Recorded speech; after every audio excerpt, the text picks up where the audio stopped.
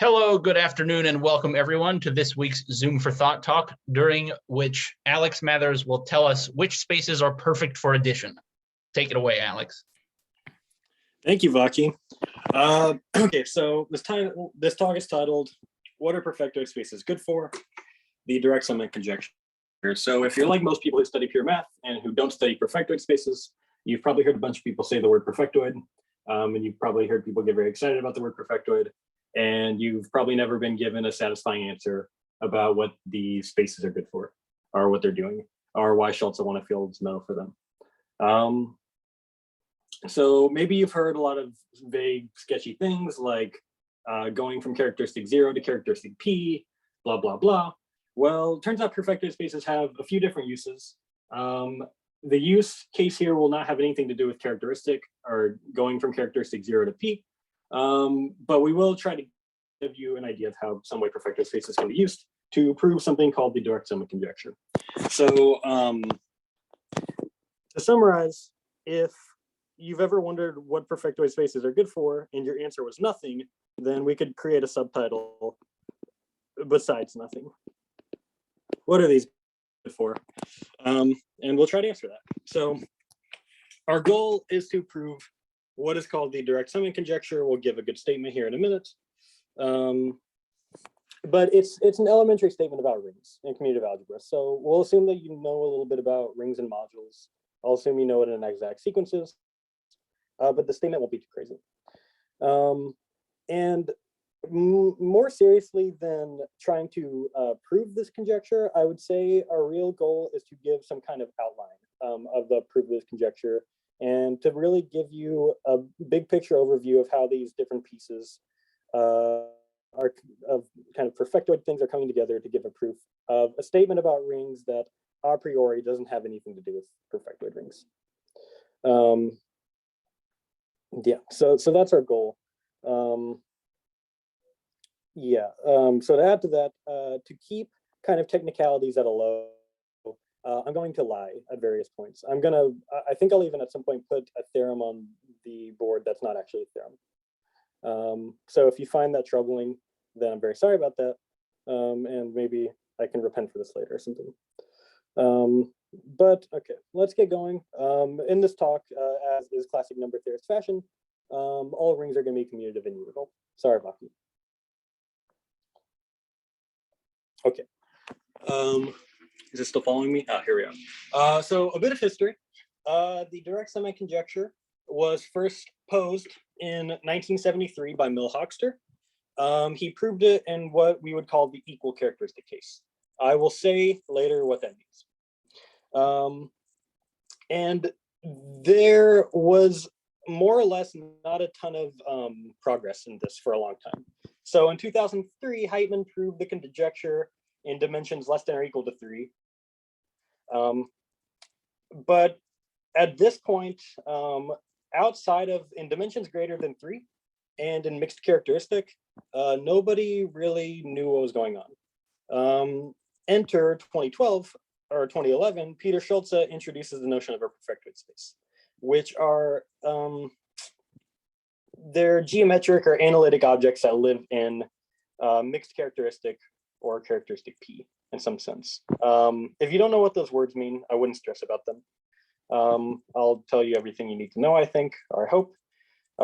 But a few years later, as a result, Yves Andre proved the Direct Summand Conjecture by utilizing theory of perfected spaces in some very clever and systematic way. And then a bit later, Bhargav-Bhatt simplified the proof a bit, and the proof that we're going to go over today most closely resembles Bhargav-Bhatt's proof. And well, this is the kind of sketch or outline I'm going to give is actually based on something that, or in some notes that I think were based on a course of his. So I guess credit to him for the kind of idea of this outline. So let's try to work our way towards a statement. We're going to let R be a ring, and M and N are going to be R modules, and we're going to recall some things on how short exact sequences work. So I'm going to assume that you know what a short exact sequence is. Let's suppose we have 2 short exact sequences. We'll say these are equivalent if there exists an isomorphism from E to E prime, making this diagram commute, where we have equalities in these between n and n in these two diagrams. So this would be a reasonable way to say that these two are somehow the same short exact sequence. Notice it's a little bit stronger than saying E is isomorphic to E prime, but it's, I mean, outside of kind of silly situations, it pretty much is just saying E is isomorphic to E prime. Okay, not intended. So the next bit of algebraic input we need is that there's an abelian group. In fact, this is actually an R module whose elements parameterize these short exact sequences up to equivalence. What I mean by parameterize is that there's a bijection between this group and the set of short exact sequences up to equivalence, where E is allowed to vary, but N and M are fixed. The reason we call this X is because you should think of this as reading as the extensions of M by N. So one would call something like this an extension. Okay. Under this correspondence, we have a trivial exact sequence. We have an exact sequence where E is equal to N direct sum M. So you might call this a trivial sequence. And the abelian group has a so-called trivial element. It has a zero element. And these two will correspond directly under this bijection. The trivial elements correspond. So I'll come back to this in a moment. Okay, so with some recollections on short exact sequences in mind, let's go ahead and see if we can state the statement of the direct Summand conjecture. Oh, a bit more of terminology. We say a sequence splits if it's equivalent to the trivial short exact sequence. So this will be a key part of the statement. Okay. Now let's go ahead and try to set up the statement of the direct Summand conjecture. So suppose we have an injective homomorphism of Noetherian rings. In this scenario, B is naturally an A module because you can scale by elements of A. We'll suppose as a hypothesis that B is finitely generated as an A module. We'll never actually say explicitly where this is used. It's a technicality that is there that obviously is important, but we won't actually explicitly say how we end up using it. We'll introduce some notation. We'll let C be the co-kernel. So we have an exact sequence of A modules like this, a short exact sequence. Now, the statement of the direct Summand conjecture, which is a theorem of Yves Andre, is that if A is a regular ring, then the sequence splits. Remember, the sequence splits means it's equivalent to the trivial short exact sequence, which means that B is isomorphic to A plus C. That's the middle term that gives you a trivial short exact sequence. You'll see that I'm doing something here where I have the statement regular in red. If I put a word in red or purple or whatever this is, that is an indicator that you're not meant to know the definition of that word. You don't need to know what that means. I will tell you exactly what role it plays in the big picture of the proof. So, oh no. Again, just to reiterate, does not matter whether you know the definition of regular. I'll tell you exactly where it's used. It'll be used in exactly one place, and there will be a similar thing. We'll go for a few words, and I'll highlight them in purple anytime that's the case. Okay, so let's try to restate our goal of the direct Summand conjecture. Remember, we have this short exact sequence, and we want to show that it splits. We want to show it's equivalent to the trivial short exact sequence. Under the correspondence between short exact sequences and this group that we called the X group, the extensions of C by A, our short exact sequence corresponds to an element alpha. We're going to fix this notation from here on out. Now, recall we also have the trivial short exact sequence, and we said that this corresponds to the zero element of the X group. So if we want to show that our two sequences are equivalent, then we should show that the corresponding elements are equal. So to show our sequence splits means we can just show that the element alpha is equal to 0. Okay. And again, like I said, this choice of alpha is fixed for the rest of the talk. So what I hope for you to take away from this, if this algebra background is not completely familiar to you and you feel that you're in uncharted territory, what I want to emphasize is that at this point, all you can have taken away is that to prove a theorem, we want to show that some element of some module is equal to 0. As stupid as that sounds, that is the theorem that we're trying to prove. And if that was all you could take away from this, I would be happy with that going forward. You could just know that we have some element alpha in some module, and we want to somehow show that it's 0, and that'll prove something for us. Okay. So let's talk a little bit about how we'll do that.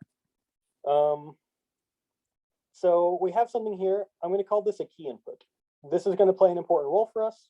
I'm not going to prove it, but here's a statement. If the map from A to B is something I'll call very nice, then one can prove alpha equals 0 with elementary techniques. Very nice is not an actual phrase. For those who are in the know, very nice is the word finite at all. I don't want to be saying finite at all over and over again because it sounds very confusing. And it sounds very fancy. So I'm going to call this being very nice. And you don't need to know the definition of this. All you need to know is that very nice would imply alpha equals 0. And we'll come back to this idea later. Okay. So let's talk about some reductions we can make. How can we, what situation can we put ourselves in? So we can assume that A and B are both integral domains by an elementary reduction argument. We can assume that A is a local ring. That means, if you recall from your ring theory, that means A has a unique maximal ideal. I'll denote it by M.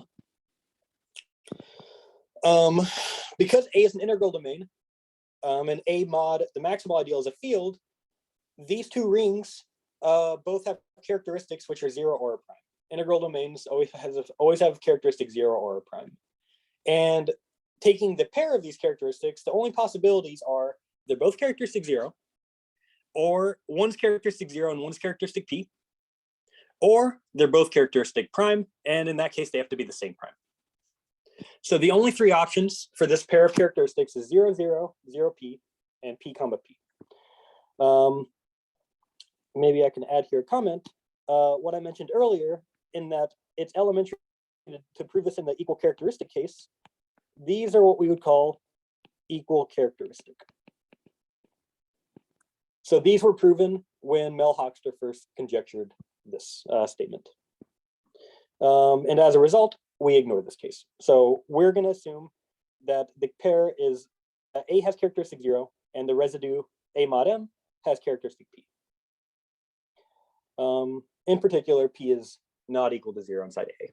And that's a little point that I'll come back to.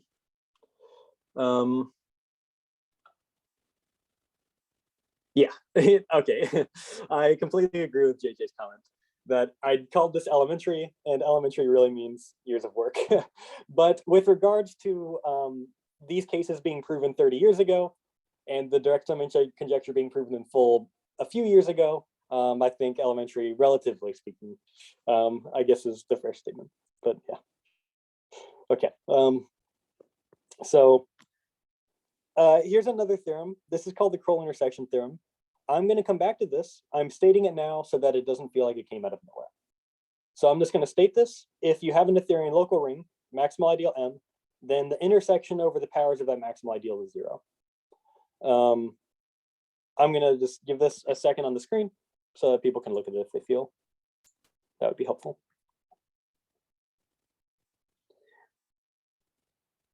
Okay, and let's check how we're doing on time. 2:17. We seem to be doing okay.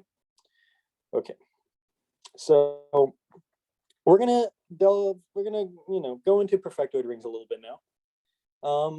This is our definition of a perfectoid ring. It's not a real definition, as you can probably tell, but I don't want to actually define a perfectoid ring. Thank you, Baki. So here's the real definition of a perfectoid ring. I'm not going to read it. I don't know why I started to read it.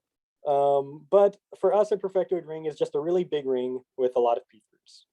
In particular, perfectoid rings by really big, by huge and really big, I mean not Noetherian is kind of what we mean by that.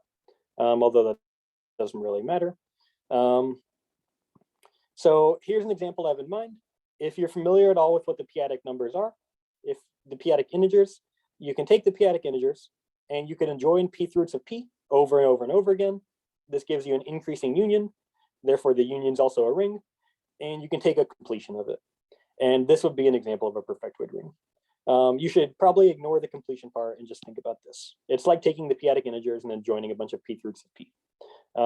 In particular, having all these p roots is something that I might mean by having a lot of p roots in my definition of perfectoid.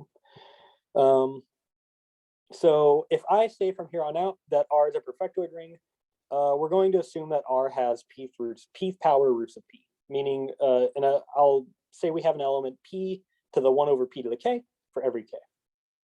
So we just have lots of p roots, in particular of the element of p. So I need to explain what role perfectoid rings are playing for us. So the role they're going to have for us, how they're going to enter the picture, is that once you have a perfectoid ring and you have a lot of p roots, you can make a reasonable notion of something called an almost module, or almost mathematics. So I'll say here, I'll give an example of a definition of what that would mean in a second. But the point is that there's an entire theory of almost rings, almost modules, and almost commutative algebra that can occur over perfectoid rings.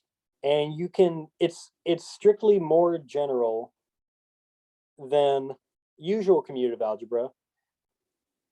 And in some sense, almost versions of statements can give you better statements that wouldn't be true in the normal case. Sometimes you can get an almost version in the better scenario. But if you're in a nice enough situation, you can try to bring that almost statement down to our world. You should think that you should think of our world down here and perfectoid as being these really big things that live above our world. And in some sense, so we can go up here. Up here, we can make sense of almost words, and then we can try to bring them back to the real world. So I'll give a very concrete example of what that might look like in a second. Okay. So definition: if M is a module over a perfectoid ring, an element is almost zero if it's killed by every p power root of p. Remember, I said we had these by assumption. This is going to be our definition of almost zero. So this definition looks a bit bizarre. There's a bit of an intuition for it, so let me try to introduce that. Here's an intuition. If we take R, the example we had above, which I'm an idiot and didn't put on the same page, the example that we had, the ring R has an absolute value in which the absolute value of p to the 1 over p to the k is 1 over p to the 1 over p to the k. All that matters as a consequence of that is that the absolute values of these elements approach 1 as k goes to infinity. They're getting the absolute values get closer and closer to 1. I don't know what I do. And if in this scenario, if the absolute value is 1, then A is a unit. So you could never annihilate an element unless the element was already 0. But we have elements that annihilate X that are getting closer and closer to being units. And if they all annihilate X, then that's very interesting. So we can think of these as kind of approximating units in some sense, maybe. And if you're annihilated by all of these, then we call that being almost 0. It's not as good as being 0, but it's close. Okay. So when one defines almost 0 and starts to talk about almost mathematics, there's almost versions of every commutative algebra word you can think of. So there's almost finitely generated, there's almost flat, there's almost projective. And for instance, you have things like almost projective implies almost flat. You have almost versions of your classic commutative algebra statement. Thank you, Sam. So let's talk a bit about how, remember, we're just in a scenario where we have a Noetherian ring A, which you should imagine that's like A is a tiny ring. A is a tiny ring and it lives in our normal world. How in the world is a perfectoid space going to enter the picture? Well, here's a theorem. Regularity of A exactly means that you can find a faithfully flat homomorphism to a perfectoid ring. A perfectoid ring A infinity and a faithfully flat homomorphism. here's a scenario where I think people who have taken 200 will know what flat means. You may not know what faithfully flat means. The part that says faithful will be used exactly once, and I'll tell you where. But the key point here is that regularity gives us some kind of map to a perfectoid ring, which geometrically you should imagine if you're someone who tries to convert rings into geometry, A is corresponding to a space, and this faithfully flat map is giving you a map from a perfectoid space covering the spectrum of A or something. It's going in the other direction. And the faithfulness is actually kind of like a surjectivity condition. But anyways, let's not stress too much about that. So we can take our sequence A, B, C, 0, A, B, C, and we can tensor with A infinity. And because A infinity is flat over A, this stays exact. So we have a short exact sequence, which is an extension of C tensor A infinity over A infinity. And we can let alpha infinity be the corresponding element of the corresponding X group. Now I'm going to try to relate a statement about this A alpha infinity. I'm going to try to relate it to A. So here's a key input. This we're going to give a proof of. If alpha infinity is almost 0, then alpha is 0. This is what we're going to prove. And alpha being 0 means we'll have proved our theorem. So we're going to reduce our goal to proving that alpha infinity is almost 0. But first we need to show how this reduction is done. So let's go ahead and do this. Proof: if alpha is not equal to 0, we have this notion of an annihilator. The annihilator in this scenario, if alpha is not 0, then the annihilator does not contain 1. So the annihilator is not equal to all of A. So this is a proper ideal.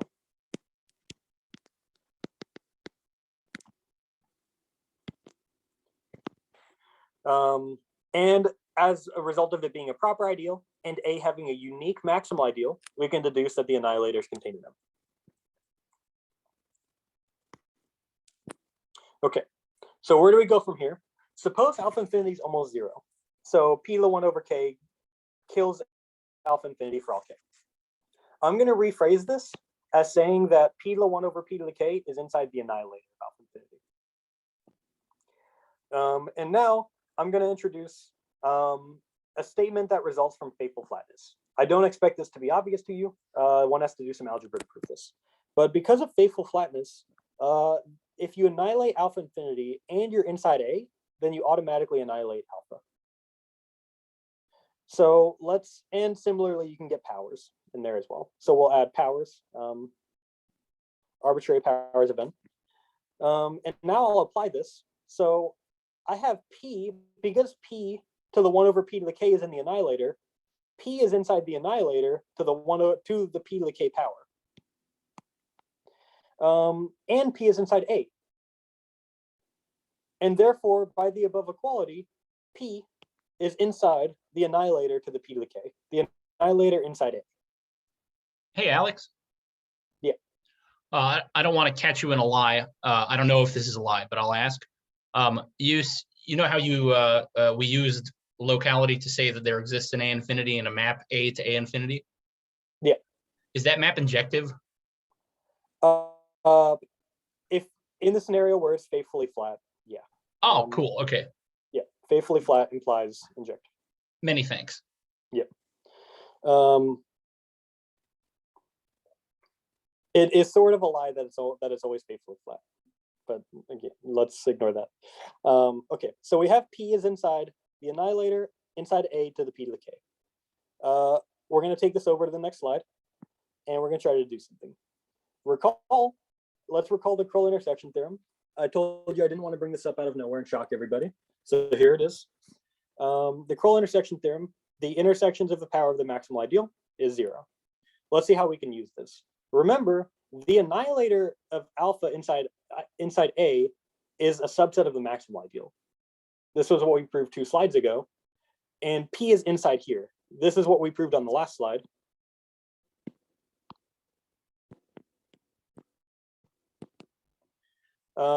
And as a result, P is inside this intersection of maximal ideals, of the powers of the maximal ideal, which is the 0 ideal.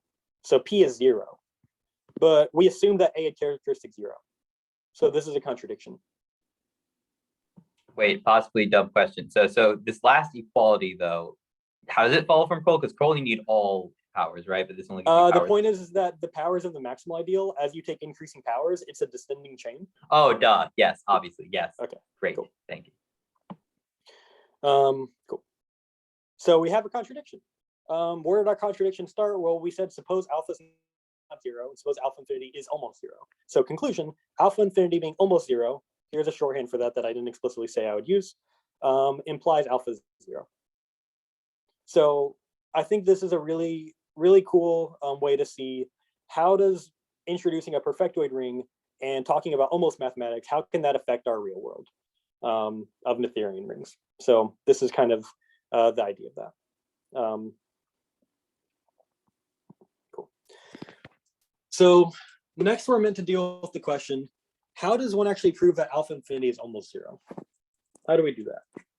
So we're going to prove this under some kind of simplifying hypothesis as a motivation, and then we're going to reduce, and then we're going to try to bring the general case back to that hypothesis.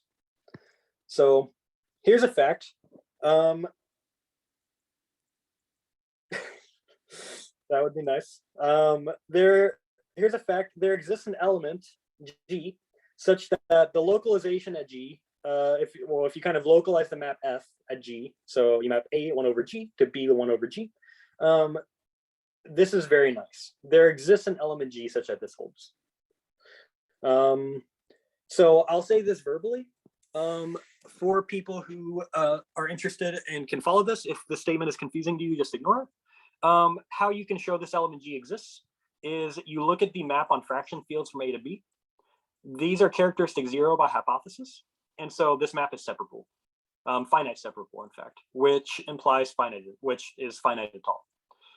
And finite at all is some kind of affine local property. So from this, you can deduce there's some kind of affine local situation in which this map is finite at all.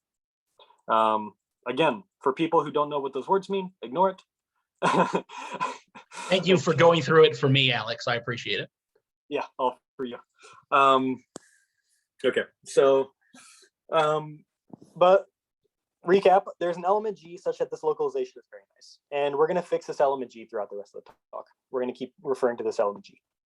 So fact, the property of being very nice is preserved under taking tensor products. So this, if you tensor with A infinity and you get this map is also very nice. We're going to let B infinity for notation be B tensor A infinity. Side note, this is a lie, but that's okay. So what next? Here's a hypothesis. Suppose that G divides P to the n inside A infinity. What does that do?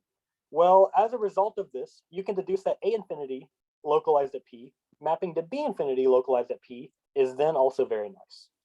Why is that the case? Here's another comment that's just for the people who are algebra enthusiasts.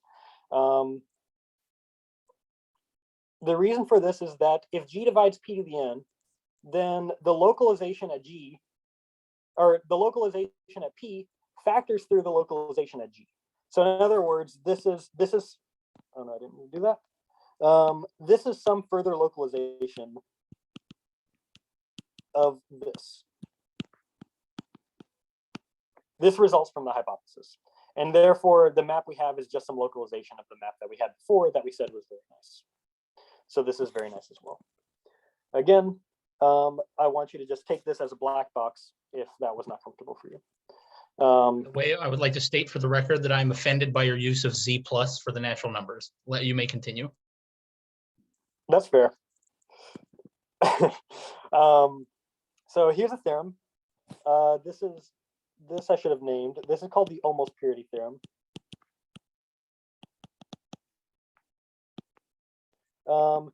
When alpha A infinity mapping to B infinity localized at P is very nice, you can deduce that you can remove the localization at the expense of inserting the word almost. So you can deduce that the map A infinity to B infinity is now almost very nice. Why do I care if this is almost very nice? Well, recall, if A mapping to B was very nice, we can prove alpha is 0. That was the reason we introduced the word very nice. What can we do now? Well, A infinity mapping to B infinity is almost very nice. And from this, one can deduce that alpha infinity is almost 0. You can take the statement we had above, and you can just stick the word almost in front of these words and get a true statement. So this is where very nice and being almost very nice is going to come in to imply that alpha infinity is almost 0. Thus, remember, this all is true under our running hypothesis that G divides P to the n. So we can prove alpha infinity is almost 0 under the hypothesis G divides P to the n. So let's give a quick recap. So if G divides P to the n, then this map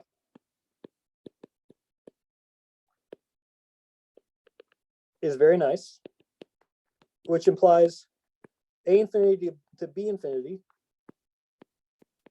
is almost very nice, which implies alpha infinity is almost 0, which in the end is meant to prove that alpha is 0. This is our kind of, this is a recap of what we've done so far in some sense. So we can prove the theorem under the hypothesis G divides P to the n.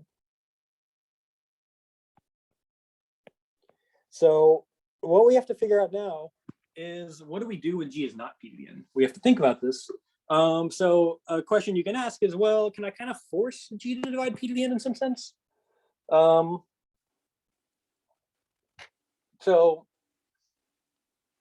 Well, and the answer is sort of.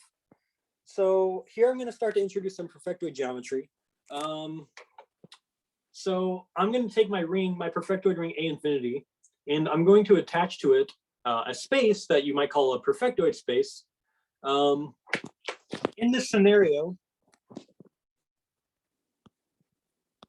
you might want to imagine, you can imagine for your own sake, that X is something like some spectrum of A infinity, but this is not actually true, but you can imagine this. I think that could be helpful. But what you should be aware of is that this is not a scheme. This is some kind of analytic space where you have inequalities and you have absolute values. And you can make sense of things like less than or equal to. And that'll be important for us. And it's not literally a spectrum of A infinity, but that point doesn't matter. It's some localization of it, but who cares? So to A infinity, we have some perfectoid space X, and X has some ring of functions, which is exactly A infinity, just like what happens when you do other types of spectrum things in algebraic geometry. Although in our scenario, we actually have to include this word bounded functions. A infinity is actually the bounded functions on X. This is a small point that doesn't really matter. Now, for each n, we have this open subset, U sub n, defined here. I went over some aspects of this talk with Vaki, and he was completely not bothered by me giving definitions that weren't actually definitions, saying theorems that weren't true. All this he loved, but the second he saw that this was an open subset, he became very enraged. I'm out. So, so to the analysts in the audience, I'm very sorry that this is open. This is how things are when you do non-Archimedean things. Okay, so we have this open subset, and on this open subset, if you take the ring of functions, bounded functions, then we call this A infinity kind of adjoin P to the n over G. This ring satisfies G divides P to the n.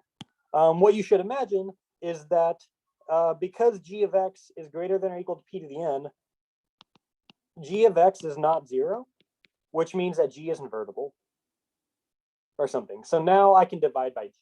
And so I, in some sense, have some element P to the n over G is inside this ring. Is what you should be imagining. And now if I take this element and I multiply by G, I get P to the n. So G divides P to the n. So for each n, I have some ring kind of obtained from A infinity in which G divides P to the n does hold.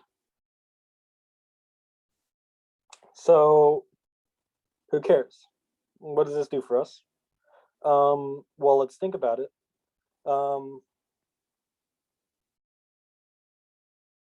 Let's take the union of all these u sub n. So if I take the union of u sub n, I guess I should have said what u sub n is here. So this is the union over n of x such that g of x is greater than or equal to p to the n. And then for when I write it like this, it's easy to see that the union is equal to the thing on the right. Because g of x is non-zero if and only if it's greater than or equal to some p to the n, and this is because p to the n tends to 0. So what we're seeing, I mean, I'm going to call this u here in a second. What you're seeing is that I have these subsets u sub n, and when I take their union, I have something that an algebraic geometer would refer to as a Zariski open subset. This is a Zariski open subset in algebraic geometry. So the union is a Zariski open subset of X. So we're going to take some inspiration from algebraic geometry. And I'm going to recall something called the Riemann extension theorem in complex geometry. Here I put nice in parentheses. I don't know why. All you need is the word normal there. I guess I didn't want to say that word if not everybody knew what it was.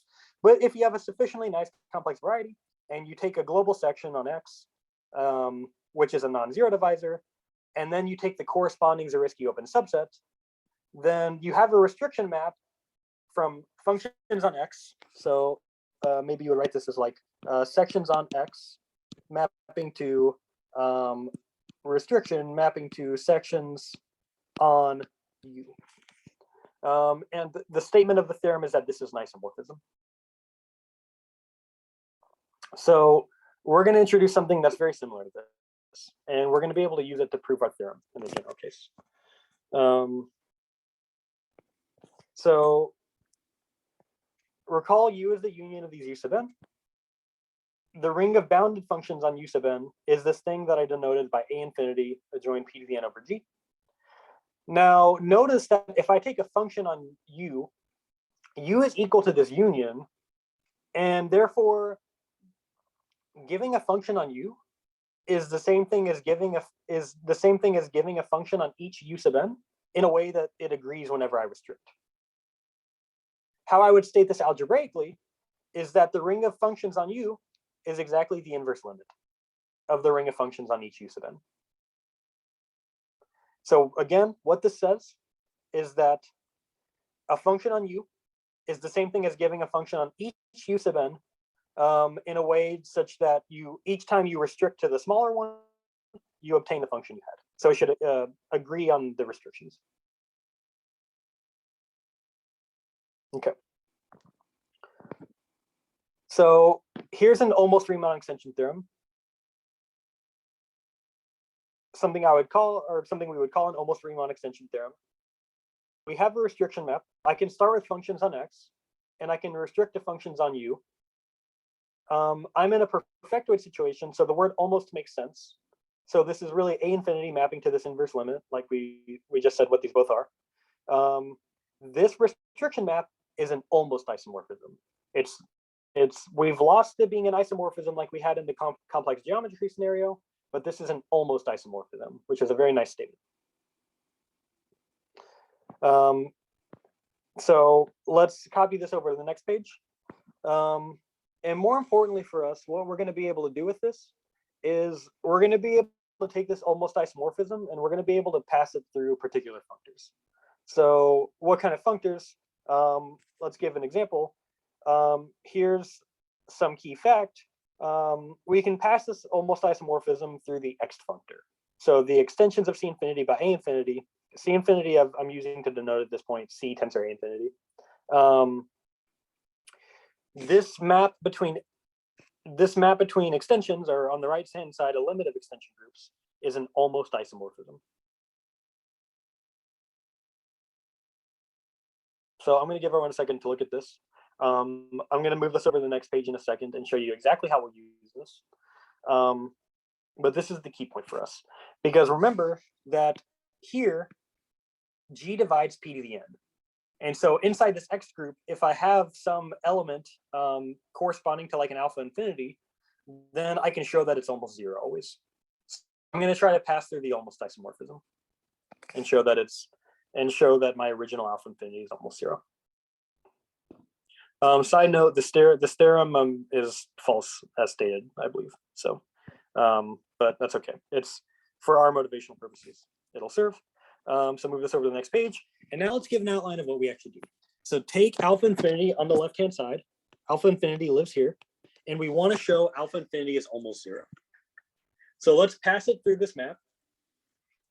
I assume I've said the word almost about 1 billion times. Almost 1 billion times. All right, I'm done. Okay. I'm loving it. All right. So we want to prove alpha infinity is almost zero. We pass it through this map, so it ends up on the right-hand side, and we get a corresponding element that we'll call alpha infinity comma n. This has components corresponding to each n inside this inverse limit.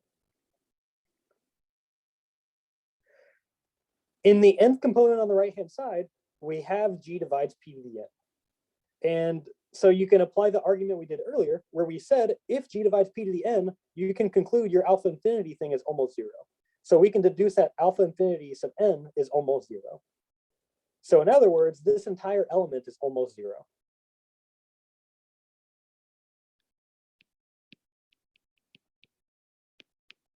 And if you take an element and you pass it through an almost isomorphism and you get something which is almost zero, and you have an almost isomorphism, then the original alpha infinity was almost zero.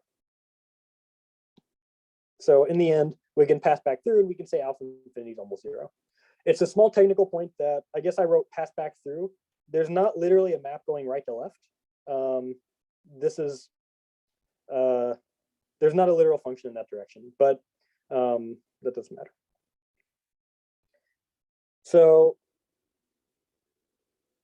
let's kind of summarize what we did. Well, I guess at this point I would say we are done. So this proves the theorem. When you do this, you determine alpha infinity is almost zero, and thus alpha zero, and then you're done. So let's give a quick recap of this entire proof. So we can translate the problem of splitting into a statement that this element alpha inside some module should be the zero element. So that's what we want to prove. We find a perfectoid A mapping to A infinity, or we find a perfectoid A infinity which lives over A, and we take a corresponding element alpha infinity. We can prove that alpha infinity means almost zero implies alpha is zero. How do we show alpha infinity is almost zero? Well, first you can prove it under the hypothesis g divides p to the n. And then we consider the open subsets of a perfectoid space corresponding to A infinity over which one has some g divides p to the n statement holding. And then the union of these was a Zariski open subset. And we said, let's derive some inspiration from complex geometry. And we passed through some almost Riemann extension theorem, which was functorial in a way that allowed us to pass the almost isomorphism through an X group. And then we deduced our alpha infinity is almost zero by passing through this almost isomorphism. So this is, I guess here I would say is the end of the main part of the talk I wanted to give. It's 2:47. I had a few extra slides in case I had time to say more things. Maybe I can take this next 3 minutes and I can show one more of these slides. So we'll say a little bit about the construction of A mapped to A infinity. So recall that A is local with a maximal ideal M. We can assume A is complete. If you don't know what complete means, I'm sorry. I'm sorry to backtrack. I want to say at this point, like I said, this is the main part of my talk being over. If you have understood what I've been saying up to this point, then right now you should be very happy. You should feel like you understood the talk. I consider the talk over right now in some sense. Here are just some extra words in case you wonder, how do we construct out A infinity? But this means that maybe I need to say the word complete. And I don't assume that you know what the word complete means. And I'm not going to really say how it's used. So sorry about that. But anyways, so we can assume A is complete, a complete local ring, maximal ideal M. Because the characteristic of the quotient is P, that means that P is inside M. And at this point, you can split the proof into two cases. On one hand, you have if P is inside M. If you have that P is not inside M squared, you might call this being unramified, or the unramified scenario. In this case, one can actually prove that A is isomorphic to the vid vectors over K, where K is the residue, adjoin some variables with formal power series.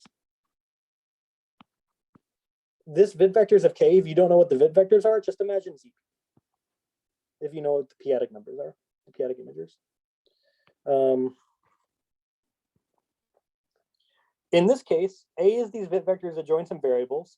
You can get A infinity by just adjoining p-th roots of everything that you want. So p-th roots of p-th roots of all the variables. Just adjoin a bunch of p-th roots in the stupidest way you could possibly imagine, and this actually gives you a faithfully flat map to a perfectoid ring.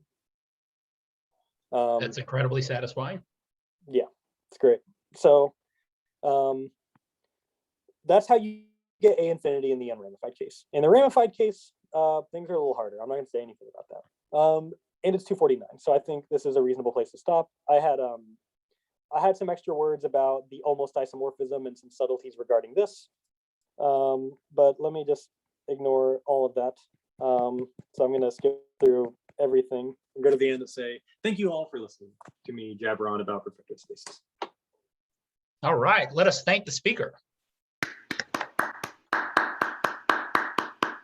for withstanding the constant garbage in the chat for the whole time. Yeah, that was real bad. It was almost unbearable. It's never going to stop. It's never going to stop. Okay, there is a good question in the chat, actually, Alex, for the first question. Is this WK thing result where you use the regularity? You mean where you can prove that A is isomorphic to this? I don't know off the top of my head whether that's using regularity. Yeah, I'm not sure. I feel like it's not, but I don't feel confident when I say that. So where is regularity? Regularity. Remember I said at some point that regularity is the reason we can find a map to an A infinity, a faithfully flat map to a perfectoid A infinity. And Bhargav Bhatt and his collaborators have actually proven that this is equivalent to regularity. So that's actually exactly what regularity is. I guess then if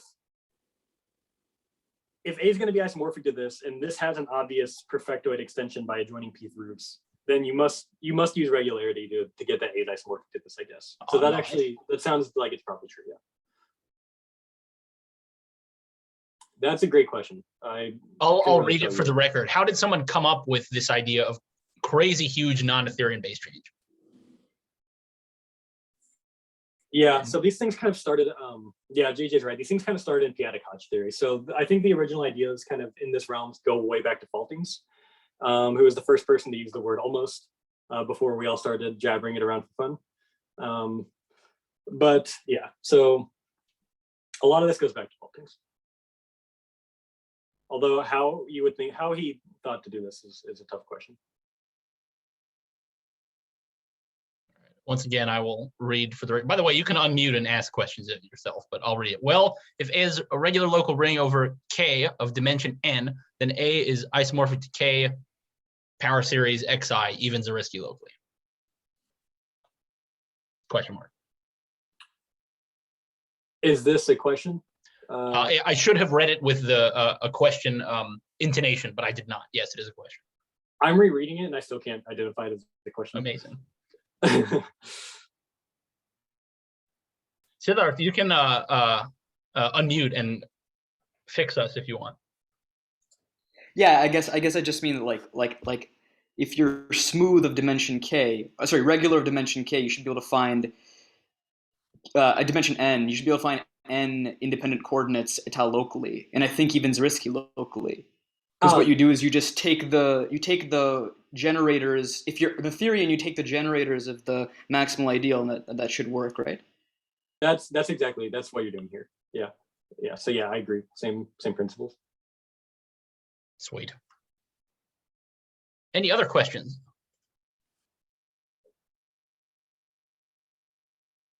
All right, let us thank the speaker once more. Cool. Thank you, everyone.